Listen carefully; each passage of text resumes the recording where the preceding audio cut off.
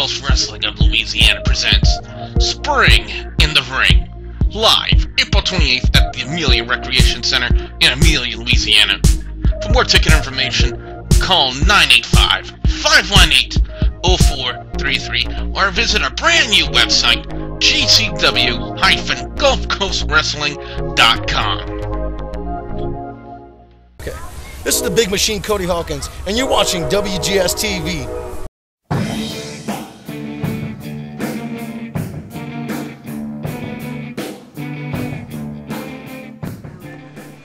Welcome to another installment of WGS-TV right here on youtube.com/WrestleGamer.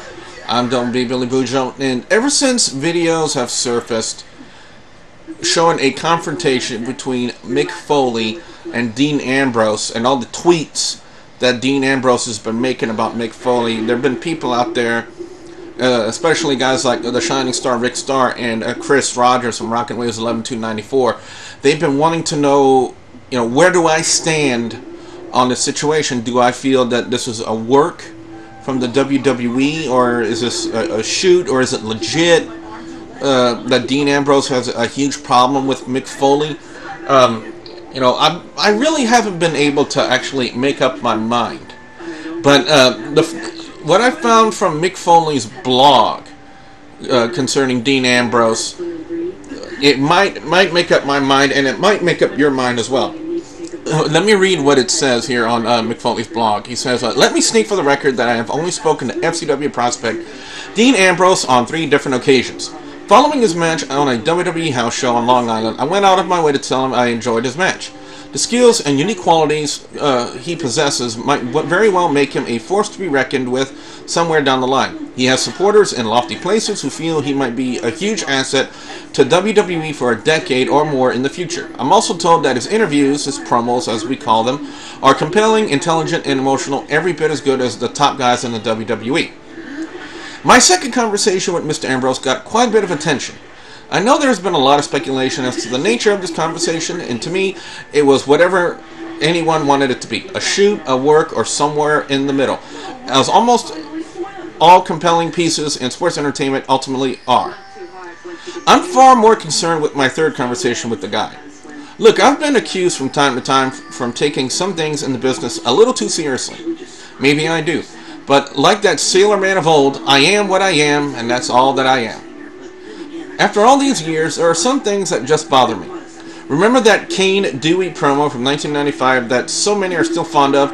It actually came from a very heavy place in my heart, where my wife impressed on me just how sick it was for any fan to be making a sign advocating the beating of, even in jest, of my 3-year-old child.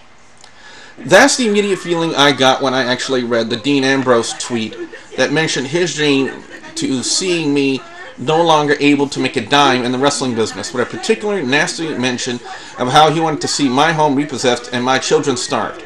Maybe the 1995 Cactus Jack would have cut a promo on the guy.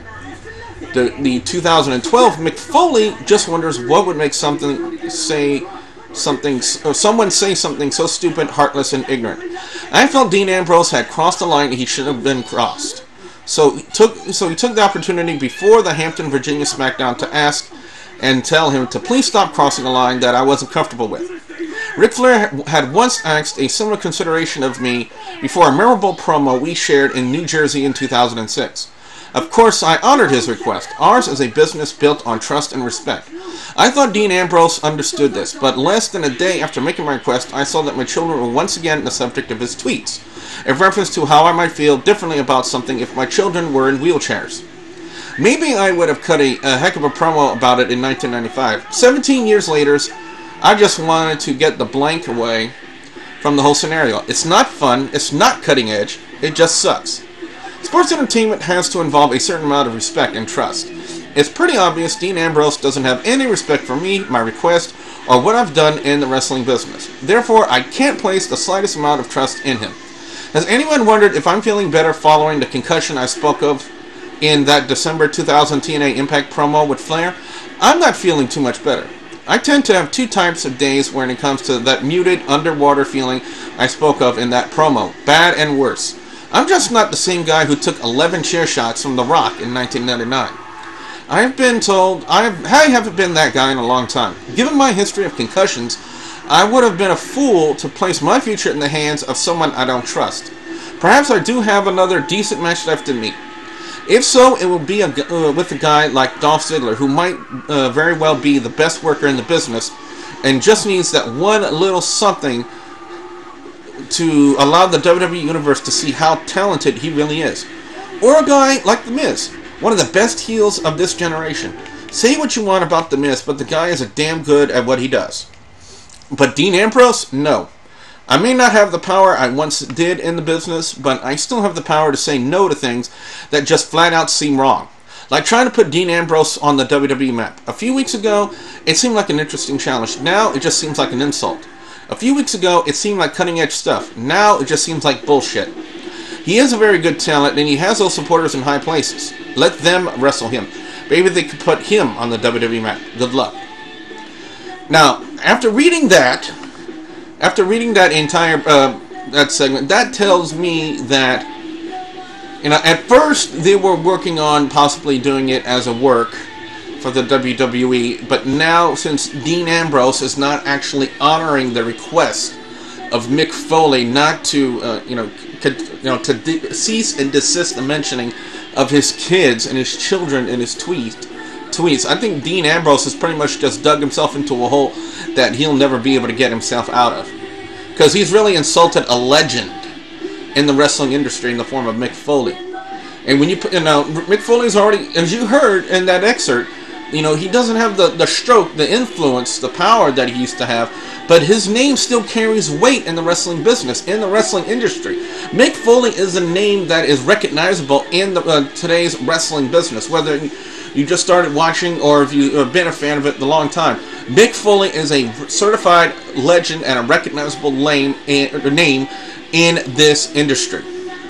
So for a guy like Dean Ambrose to, one, not honor the request of Mick Foley and just continue to repeatedly mention and bash his children on his Twitter like this, he not only did he lose the trust of Mick Foley. Mick Foley, I believe, you know, before all this started, when they first initially started this, that, you know, he could be possibly, you know, he would have worked with him and putting him over. He would have done that. But since Dean Ambrose ignored Mick Foley's request to stop mentioning his children on his Twitter, Mick Foley lost all trust in him and now wants absolutely nothing to do with him because, you know, Mick Foley, he even said it in the excerpt. You know, he has about one or two decent matches left in him, but he wants to be in the ring with somebody he can trust, like a Dolph Ziggler or The Miz. He does not trust Dean Ambrose. So I think at first it started out as a work, and then Dean Ambrose just fucked it up. He just fucked it up. You know, not wanting to honor the request of Mick Foley. And pretty much, you know, if he loses his contract in FCW, I can't imagine him working with any other company, because they're going to look at him and say, well, this is a dude that bashed Mick Foley's children on Twitter, and even though Mick Foley asked him to stop, he refused Mick Foley's request and continued to bash Mick Foley's children and pretty much dug himself into a hole he will never be able to get out of. Because nobody will be able to trust this guy, and nobody would want to see the guy who said, you know, he wanted to see Mick Foley's children starve and in wheelchairs. You know, nobody would want to see that. I think maybe they want to see him get his ass whipped, but if they wanted to see him to come and actually put on a show, I don't think anybody would want to come see him. So that's pretty much my feelings on it, and I want to know what you, the WGS-TV viewers and subscribers, have to say on this Dean Ambrose Mick Foley situation. Be sure you leave your comments in the comment section below, or in a video response detailing your thoughts on the whole situation involving Dean Ambrose and Mick Foley. Don't forget to like and favorite this video, and if you haven't yet, please subscribe to youtube.com/WrestleGamer. So with that being said, I'm Double B Billy Boudreaux saying thank you very much for watching.